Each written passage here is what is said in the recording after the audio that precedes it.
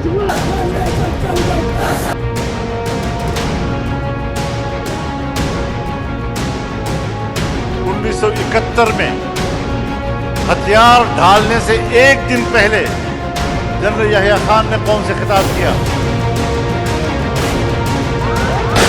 इनके खिलाफ जंग लड़ेंगे, हथियार पहने।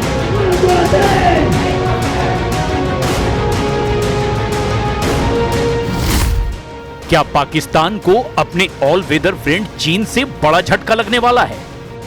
क्या चीन अपना अटूट हाथ पाकिस्तान से खींचने वाला है? क्या चीन में भारत के मास्टर स्ट्रोक से आसिम मुनीर के माथे पर पसीना आ रहा है? भारत के राष्ट्रीय सुरक्षा सलाहकार अजीत डोभाल बीजिंग दौरे पर हैं।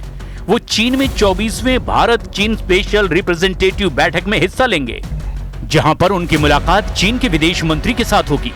भारत की विदेश नीति एक लेवल एक्स्ट्रा पर चल रही है, लेकिन पाकिस्तान में क्या हालात हैं?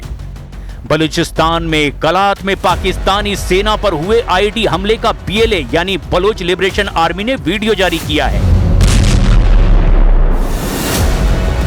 दावा है कि इस हमले में पाकिस्तानी सेना के 6 जवान मारे गए।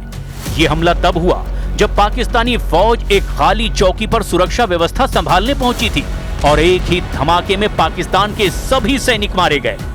करीब 1 मिनट के इस वीडियो को बीएलए के मीडिया चैनल हकल ने जारी किया है। दावा है कि बलूचिस्तान में पाकिस्तानी फौज पर हमले तेज हो गए हैं, लेकिन सबसे बड़ा धमाका पाकिस्तान के नेता मौलाना फजल उर रहमान ने कर दिया है। आप बड़े ताकतवर हैं, लेकिन मुझे याद है, और शायद कोई बुजुर्ग ऐसे हों जो उनको भी याद हो, जब दिसंबर 1971 में हथियार ढालने से एक दिन पहले जनरल याहिया खान ने कौम से खिताब किया और कहा, हम लड़ेंगे, गली गली में लड़ेंगे, सहराओं में लड़ेंगे, खेतों में लड़ेंगे, कारखानों में लड़ेंगे, पहाड़ों में लड़ेंगे और इनके खिलाफ हम जंग लड़ेंगे, हथियार फेंक दिया। मौलाना फजल उर रहमान ने पाकिस्तान के फील्ड मार्शल आसिम मुनीर को सीधे 1971 की हार याद दिलाते हुए सवाल खड़े कर दिए हैं। पिछले कुछ समय से फजल उर रहमान पाकिस्तानी सेना के बढ़ते राजनीतिक दखल और आतंकवाद से निपटने की उनकी रणनीति पर खुलकर सवाल खड़े कर रहे हैं। उन्होंने यहां तक कहा कि अगर आसिम मुनीर को राजनीति करनी है तो वर्दी उतार कर चुनाव लड़ें, क्योंकि सरकार बनाना या गिराना सेना का संवैधानिक काम नहीं है।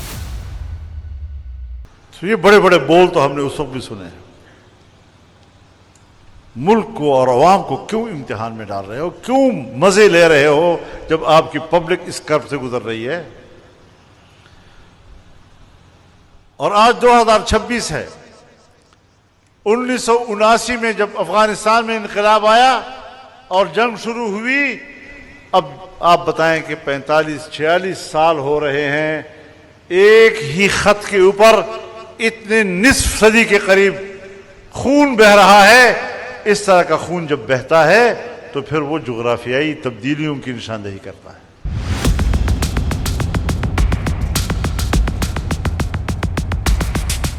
भारत के खिलाफ आतंक का सहारा लेने वाली पाकिस्तानी फौज को भारत ने सिर्फ 1971 में ही नहीं बल्कि हर जंग में जोरदार पटखनी दी है और उन्हें औकात याद दिलाई है। सबसे पहले 1947-1948 में पाकिस्तान ने कश्मीर के कब्जे का प्लान बनाया, लेकिन भारतीय फौज ने घुसपैठियों को उल्टे पांव भगा दिया। 1965 में पाकिस्तान ने ऑपरेशन जिब्राल्टर के तहत कश्मीर में घुसपैठ कराई। भारतीय सेना ने मुंहतोड़ जवाब देते हुए लाहौर सेक्टर तक जवाबी हमला किया। 1971 के युद्ध में पाकिस्तान के 93,000 सैनिकों को सरेंडर किया और भारत ने बांग्लादेश बनाकर पाकिस्तान का नक्शा ही बदल दिया। 1999 कारगिल युद्ध में भारतीय फौज ने ऑपरेशन विजय चलाकर पाकिस्तानी फौज को कारगिल की ऊंची चोटियों से खदेड़ दिया। सबसे ताजा उदाहरण ऑपरेशन सिंदूर है, जब भारत के जवाब ने पूरे पाकिस्तानी फौज को एक ऑपरेशन में साइलेंट कर दिया। अब पाकिस्तानी फौज अपने जख्म छिपाने में लगी है।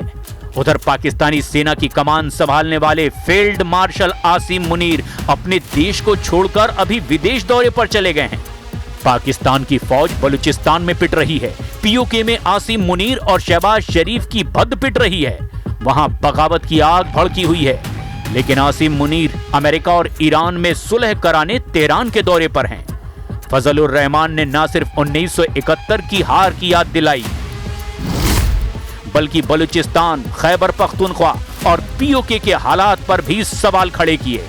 उन्होंने कहा कि आज पाकिस्तान का हर इलाके में खून बह रहा है और हालात ऐसे ही रहे तो पाकिस्तान कई हिस्सों में बहुत जल्द बंट जाएगा। यानी पाकिस्तान हर मोर्चे पर घिरा हुआ है। लेकिन सवाल सिर्फ बलूचिस्तान का नहीं, पाकिस्तान के सामने एक साथ कई मोर्चे खुलते जा रहे हैं।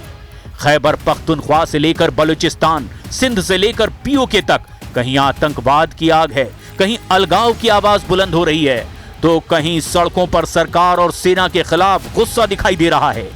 बलूचिस्तान में बीएलए के हमलों ने पाकिस्तानी सेना की मुश्किलें और ज्यादा बढ़ा दी है।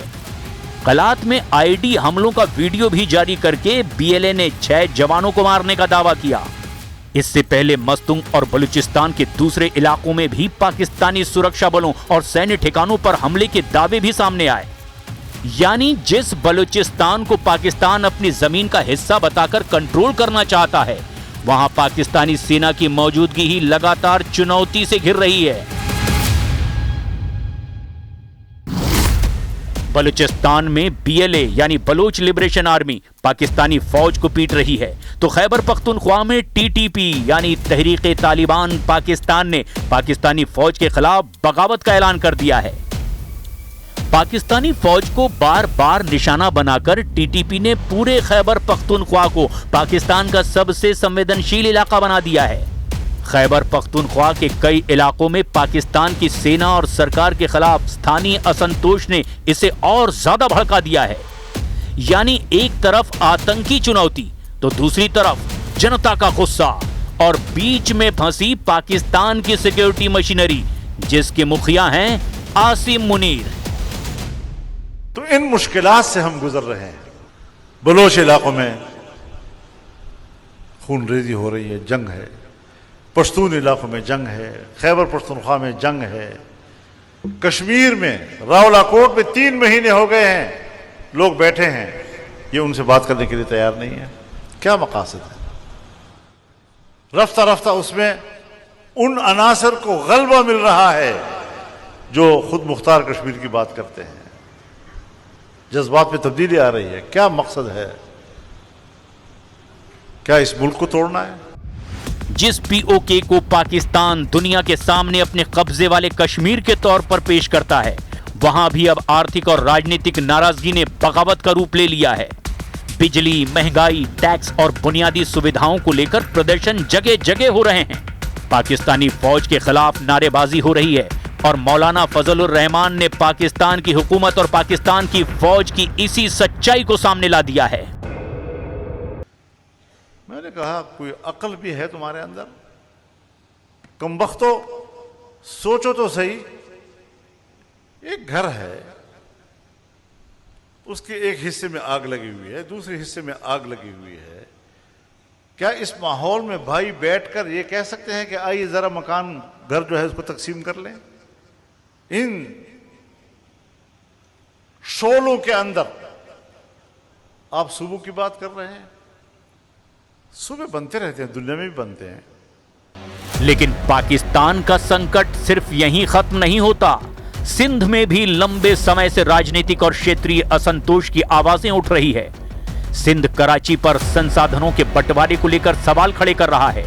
खासकर पानी, संसाधनों और राजनीतिक अधिकारों को लेकर केंद्र और सिंध के बीच टकराव पाकिस्तान की अंदरूनी राजनीति को अब और ज्यादा जटिल बना रहे हैं। यानी चारों दिशाओं से तस्वीर एक जैसी दिखाई दे रही है पाकिस्तान में। बलूचिस्तान में बीएलए, खैबर पख्तूनख्वा में टीटीपी और सुरक्षा संकट, पीओके में जनता का असंतोष और सिंध में क्षेत्रीय अधिकारों की आवाज। इस बीच पाकिस्तान की सेना का राजनीति में दखल। फील्ड मार्शल आसिम मुनीर के हाथ में पाकिस्तान की सेना की कमान है, लेकिन सवाल यह है, क्या सिर्फ सैन्य ताकत के दम पर इतने सारे मोर्चों को संभाला जा सकता है? क्योंकि बाहर से पाकिस्तान को चीन का समर्थन हासिल है, और अमेरिका से रिश्ते सुधारने की कोशिश जारी है और भारत के साथ तनाव अपनी जगह पर है, लेकिन असली खतरा पाकिस्तान के अंदर दिखाई दे रहा है। ऐसे में मौलाना फजलुर रहमान का 1971 वाला बयान सिर्फ एक राजनीतिक हमला नहीं, बल्कि पाकिस्तान के अंदर बढ़ती बेचैनी की झलक है, क्योंकि 1971 में भी संकट सिर्फ सीमा पर नहीं था, संकट पाकिस्तान के अंदर था। और आज सवाल यही है कि क्या पाकिस्तान इतिहास से सबक लेगा या एक बार फिर अपने ही अंदरूनी संकट को ताकत के दम पर दबाने की कोशिश करेगा।